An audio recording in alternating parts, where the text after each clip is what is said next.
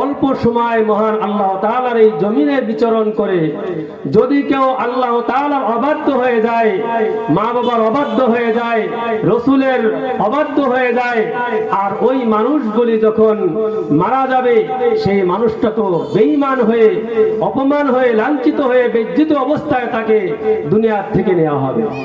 এই জন্য যতদিন থাকবো মহান আল্লাহ তাআলার দয়ায় আমরা আছি, আল্লাহ তাআলার দয়া যতক্ষণ থাকবে ততক্ষণ পর্যন্ত আমরা থাকবো। এই জন্য মহান আল্লাহ তাআলা যেহেতু পাঠিয়েছেন, একমাত্র আমরা গোলামি করব একমাত্র আল্লাহ।